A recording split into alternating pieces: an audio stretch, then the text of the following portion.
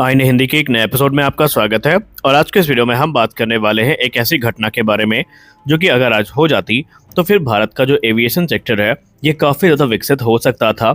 लेकिन आखिरकार वो चीज़ क्यों नहीं हो पाई? क्या हमारा लाइट कॉम्बैट एयरक्राफ्ट तेजस उसके लिए एक बड़ा खतरा था? तो चलिए पूरा मामला जानते हैं कि ये है क्या। दोस्तों, 1980 का दशक भारत के एविएशन हिस्ट्री के लिए काफ़ी इंपॉर्टेंट था, क्योंकि ये वो दौर था जब लाइट कॉम्बैट एयरक्राफ्ट तेजस प्रोग्राम की शुरुआत ऑफिशियली कर दी गई थी और उसी के साथ कावेरी इंजन डेवलपमेंट प्रोग्राम भी आगे बढ़ा था। उसके पहले HF-24 मारुत भारत की सर्विस में थे, जो कि भारत के इंडिजिनस फाइटर एयरक्राफ्ट थे। लेकिन हम सब जानते हैं कि उनमें परफॉर्मेंस में कुछ कमियां थी, जिनके चलते भारतीय वायुसेना को समय से पहले ही उनको रिटायर करना पड़ा। लेकिन एक ऐसा समय था जब मेक इन इंडिया इनिशिएटिव को ना तो पॉलिटिकली और ना ही इकोनॉमिकली काफ़ी इंपॉर्टेंट समझा जाता था, और भारत आमतौर पे जो इम्पोर्टेड फाइटर एयरक्राफ्ट है उन पर डिपेंडेंट था। फिर धीरे धीरे लाइट कॉम्बैट एयरक्राफ्ट तेजस प्रोग्राम की शुरुआत होती है। लेकिन 1980 के दशक में एक समय ऐसा भी आता है जब अमेरिका की जानी मानी fighter aircraft manufacturing company Northrop Grumman के द्वारा उनका F-20 एयरक्राफ्ट जो है भारत को ऑफर किया जाता है। न सिर्फ ये एयरक्राफ्ट भारत को ऑफर किया जाता है जिसका नाम F-20 टाइगर शार्क था, बल्कि इसकी इंटायर मैन्युफैक्चरिंग फैसिलिटी को भारत में शिफ्ट करने का प्लान नॉर्थरोप ग्रुमन के द्वारा बनाया गया था।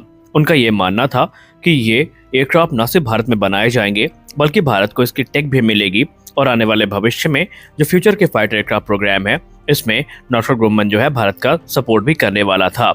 और ये चीज़ें काफ़ी इंटरेस्टिंग थी। फिर 1980 के दशक में ही नॉर्थरोप ग्रुमन एक नया प्रपोजल लेके भारत के सामने आता है, जहां पर वो पहले भारत को F-20 जो टाइगर शार्क एयरक्राफ्ट है ये ऑफर करता है, जो कि काफ़ी कैपेबल थे और माना जा रहा था कि भारतीय वायुसेना की रिक्वायरमेंट को पूरा करने में सक्षम भी थे। और उन्होंने ये भी प्रॉमिस किया था कि वो ना सिर्फ इसमें टेक्नोलॉजी ट्रांसफ़र भारत को देंगे, बल्कि जो स्किल डेवलपमेंट है और जो भारत को इकोनॉमिक बेनिफिट है वो भी इस प्रोग्राम में मिलने वाला था। और ऐसी इस्टेब्लिशमेंट अगर भारत में हो जाती, एक्सपर्ट्स का मानना है, जहां पर अमेरिकी फाइटर जेट्स का निर्माण किया जाता, तो एक्सपर्ट्स ये मानते थे कि भारत को एक लंबा यहाँ पर कह सकते हैं पुश मिल सकता था, या यूँ कह ले भारत का जो एविएशन सेक्टर था ये अचानक ही एक नए एरा को प्राप्त कर सकता था अगर ये चीज़ें हो जाती। लेकिन इस चीज़ को लेकर के अमेरिकी सरकार उतना ज़्यादा इंटरेस्टेड नहीं थी, और मिड-80s में आते आते ये चीज़ें फिर फेड होने लगी, क्योंकि F-20 को लेकर के पहली बात तो कैपेबिलिटी में इसके सवाल उठे, क्योंकि एक्सपर्ट्स ये मानते थे कि इसमें जो माइनर मॉडिफिकेशन है F-5 टाइगर से वो की गई थी, जिसके बाद F-20 को बना करके भारत को ऑफर किया गया था। भले ही उस समय ये एक मॉडर्न फाइटर के तौर पर देखा जाता था, लेकिन फिर भी इसे आउटडेटेड उस समय माना जा रहा था। इसका जो एयर फ्रेम था ये पुराने F-5 डिज़ाइन पर आधारित था, और ये एडवांस फाइटर एयरक्राफ्ट जो उस समय पर बन रहे थे या बनाए जा रहे थे उनसे कम्पीट करने में सक्षम नहीं था। एडिशनली ये वही समय था जब इंडियन एयरफोर्स के सामने जो मोर सोफिस्टिकेटेड फाइटर एयरक्राफ्ट जैसे कि मिराज 2000 हो गए और MiG-29 जो सोवियत यूनियन के द्वारा बनाए गए थे, इनका ऑप्शन उपलब्ध था। और यही काम भारतीय वायुसेना ने किया। भारतीय वायुसेना ने F-20 की जगह पर मिराज 2000 और MiG-29 को एक्वायर किया, क्योंकि भारत के सामने समस्या ये थी कि पाकिस्तान को जो एयरक्राफ्ट है F-16 जो है वो अमेरिका की तरफ से मिल रहे थे, और ऐसे में भारत के लिए जो एयर सुपीरियरिटी इस्टेब्लिश करना वो ज़रूरी था। और इसीलिए भारतीय वायुसेना के लिए मिराज 2000 और MiG-29 को सेलेक्ट किया गया। और जो F-20 था वो शुरुआत से ही भारत के लिए एक अनअट्रैक्टिव ऑफर के तौर पे देखा गया था, भले ही उसकी जो मैन्युफैक्चरिंग है ये भारत में किए जाने का ऑफर दिया गया था। और इसी पीरियड में फिर 1980 के दशक में ही तेजस प्रोग्राम की शुरुआत होती है, और भारत ने ये डिसाइड किया कि अब जो डिपेंडेंस है फॉरेन टेक्नोलॉजी पर इसको कम किया जाएगा और हम अपनी डोमेस्टिक कैपेबिलिटी को एनहांस करेंगे। हालांकि जिस समय इस प्रोग्राम की आधारशिला रखी गई हमारे सामने चैलेंजेस काफ़ी ज़्यादा थे, क्योंकि हमारे पास कोई अनुभव नहीं था इस प्रकार के फाइटर एयरक्राफ्ट को बनाने का। इसकी जो टेक्नोलॉजी इसके लिए डेवलप की जानी थी उसका कोई खास अनुभव नहीं था। इसकी वजह से बहुत सारे चैलेंजेस और डिलेज का सामना हमें करना पड़ा।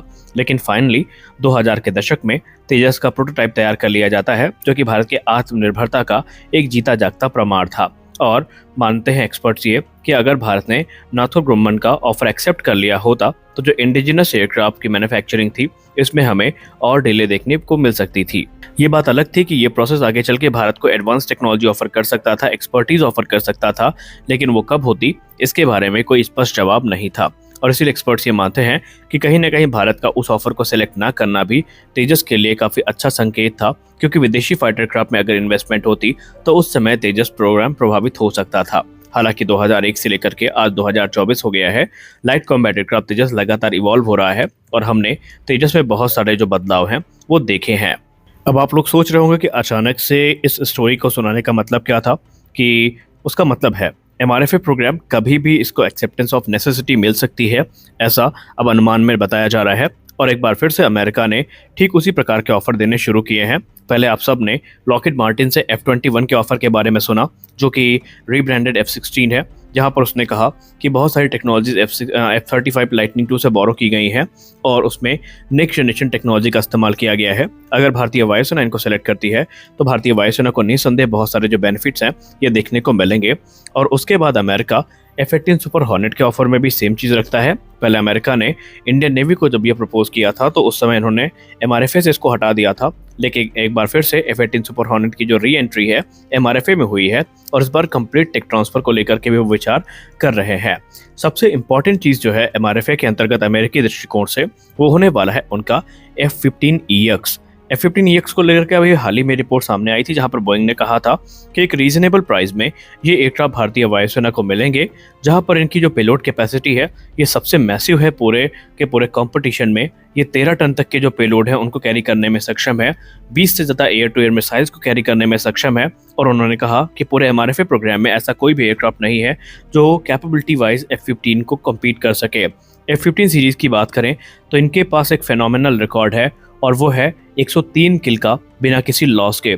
और इसी रिकॉर्ड के दम पर अमेरिका यह दावा करता है कि इस समय F-15 से अच्छा ऑप्शन भारत के सामने नहीं हो सकता। हालांकि अभी तरंग शक्ति साइज में आपको F-15 ईगल देखने को मिलेगा, जो कि लाइव डेमोन्स्ट्रेशन भी भारत को देगा, लेकिन कैपेबिलिटी वाइज बहुत सारी सिमिलरिटीज उसमें नहीं है, क्योंकि F-15EX में एडवांस रडार इस्तेमाल किए गए हैं, एडवांस मिशन कंप्यूटर इस्तेमाल हुआ है, इसके अलावा इंजन को रिफाइन किया गया है, टेक्नोलॉजीज अपग्रेड की गई हैं। लेकिन फिर भी जो F-15EX है इसको एक प्रबल दावेदार के तौर पर देखा जा रहा है। अमेरिका इसके प्रोडक्शन को भारत में करने के लिए तैयार हो चुका है। वहीं अमेरिका ने यह भी कंफर्म कर दिया है कि अगर भारतीय वायुसेना इसको सेलेक्ट करती है तो जो इंडियन मेड वेपन सिस्टम और इंडियन सिस्टम का इंटीग्रेशन है वो भी किया जाएगा। अब यहाँ पर इंपॉर्टेंट ये है, एक्सपर्ट ये मानते हैं कि अगर हमने इस समय F-15EX जैसे डिफरेंट टाइप के फाइटर एयरक्राफ्ट की तरफ देखा तो हमारे जो इंडिजिनस प्रोग्राम है इन पर प्रभाव पड़ सकता है, क्योंकि जाहिर सी बात है अगर हम राफेल को छोड़ करके किसी नए टाइप के फाइटर एयरक्राफ्ट की तरफ जाएंगे तो हमें एडिशनल बहुत सारी जो इन्वेस्टमेंट है वो करनी पड़ेगी। इसीलिए डिफेंस एक्सपर्ट्स अब ये सलाह दे रहे हैं कि विदेशी फाइटर एयरक्राफ्ट में अगर किसी को सिलेक्ट करना है तो सिर्फ इस समय राफेल ही एक बेहतरीन ऑप्शन हो सकता है, क्योंकि राफेल का इंफ्रास्ट्रक्चर तैयार है, पायलट ट्रेनिंग पूरी हो चुकी है, इंडियन मेड जो स्पेसिफिकेशंस हैं ये पूरी तरीके से कंफर्म हो चुके हैं। तो ऐसे में या तो अगर भारत 114 राफेल ले रहा है तो इसकी लोकल मैन्युफैक्चरिंग शुरू करे, और या तो फिर अलग अलग बैचेस में इनको खरीदे, क्योंकि नए टाइप के फाइटर एयरक्राफ्ट की तरफ जाने का मतलब ये है कि हमें बिलियंस ऑफ डॉलर की जो एडिशनल फंडिंग है वो वहाँ पर देनी पड़ेगी। तो आज के इस वीडियो में बस इतना ही। आज के इस वीडियो में आपको कैसा लगा? क्या वाकई भारत को विदेशी फाइटर की तरफ जाना चाहिए या फिर जो इंडिजिनस फाइटर एयरक्राफ्ट है इनका डेवलपमेंट ही आगे बढ़ाना चाहिए? अपनी राय कमेंट सेक्शन में जरूर दीजिए। मिलते हैं अगले वीडियो में, तब तक के लिए जय हिंद।